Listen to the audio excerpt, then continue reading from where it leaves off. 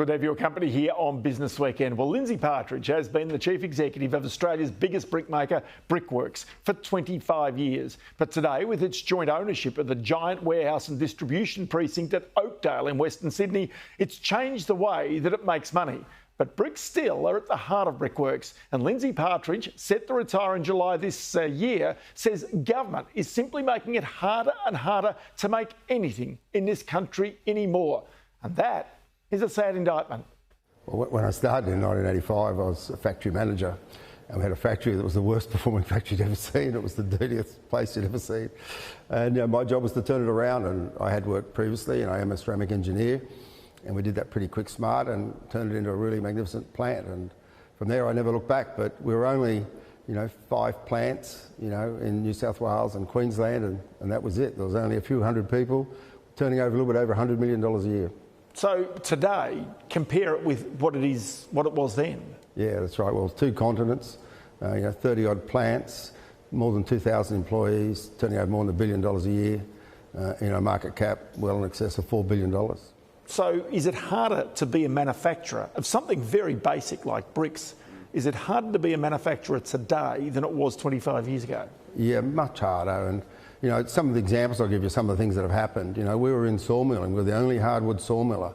We could never get log licenses long enough to ever invest. So we had all these old, dangerous plants.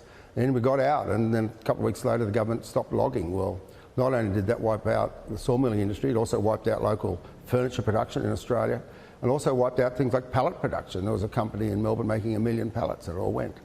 And then when the Gillard government was in, they brought in cabotage. A lot of people might not understand what cabotage is, but what it means, if you're a foreign ship and you pick up at any Australian port, you have to pay the Australian rates of pay, which means it doesn't work, so the ships do not pick up. So prior to cabotage, we could ship bricks from Sydney to Perth and Perth to Sydney, and it was quite effective.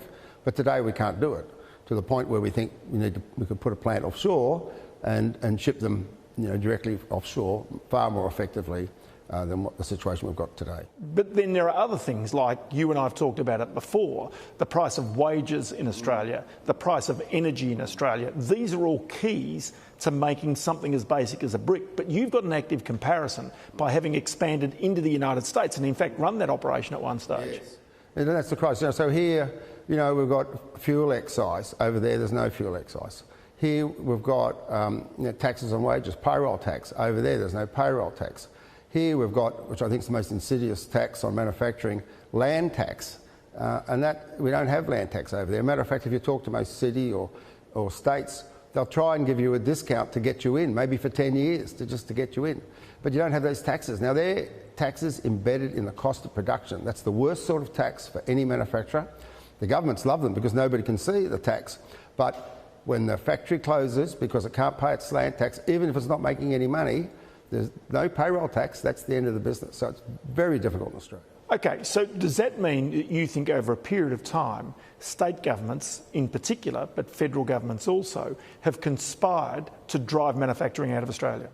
I don't know if they've conspired. I think they've been a bit naive in what the outcome was. They've been a bit too, tricky by half, and they've led us to this situation. But unless it comes back, as far as we're concerned, it's going to be hard for my future CEO that takes over to convince the board to invest more money in Australia when you've got these sorts of problems, on top of the incredible difficulty you have getting approvals to do anything. Okay, so approvals to do anything, that simply slows things down. Compare Australia with your approvals compared with your US operations right now. Yes, well, I took the board over there and we're in Iowa, and the governor came and had dinner with the board and said, how can we help you? Now, you don't get that in Australia, I can tell you that. We're lucky during COVID we got a quick approval because they wanted shovel-ready projects and we got a plant through. But we were trying to put a new kiln into one of our plants where we've been making bricks for 100 years in Perth. We tried for 10 years, could never get approval to put a new kiln in. One of the reasons why we left that state was that we couldn't put new plant and equipment in. So I don't know how you go forward if you can't get the approval to do this. So in other words, this has got to be a coordinated industry policy to ensure that more manufacturers that make basic products, such as bricks, do not disappear forever. Well, it needs to be a review of the bureaucracy, because it's not only manufacturers, it's also, we've spoken about this in housing. You can't get the approval for the land, to cut up the land, to put the houses on. You're trying to put a cottage on a block of land, approved for a cottage, and you can't get approval. It takes 6 to 12 months. It's ridiculous. And then we used to make all of our own building products. Well, more and more of them are coming in from overseas every year as these factories wind down and disappear. I mean, I think the cement industry is one that's going to go. No one's going to invest in the cement industry, not while you've got that cabotage. It makes it impossible. So you've changed this business though. When you started, a brickmaker, it was a pretty basic low-paid job. Today, that is fundamentally different because you've had to try and compete by making these plants as technically savvy as you possibly could. Yeah, absolutely. And our new plant is absolutely amazing. The productivity, the amount of robots, the automation, the data transfer around the system, the scale of the kiln, the efficiency of the kiln is just, really there's nothing else like it in the world. It's fabulous. But that's as far as we can go. There's costs, best part of $210 million. For a plant to make 130 million bricks. That's a lot of money you've got to come up with. You've got to make bricks for a long time to get that money back. But what about the skills of your workers and the payment of your workers over that time? Oh yes, we've been training heavily for 20 years and upskilled some of the highest qualified in every trade you can think of. They earn wages $150,000, $200,000 per annum. They're very highly paid. They're very skilled. We love them all to death. We don't lose any of them. They're really important to us. Take me to energy, because energy is one of the keys. You need gas to be able to cure these bricks. Is energy policy in your favour to make bricks here in Australia right now? Well, it's a concern. We're very lucky that Santos gave us a long-term contract. So we're happy there's Australian companies there to support us. But without that, it really makes, putting the sort of investment I just spoke about, how can you make that sort of investment if you can't get gas? I mean, this is what happened to us in the timber milling.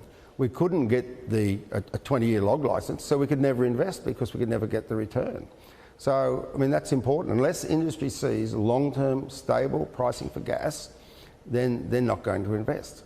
And I come back to the example in the United States. We're paying $3 a gigajoule in the United States, and we're currently paying somewhere in the order of about $12 in Australia per gigajoule for gas. I can't go without asking you one thing.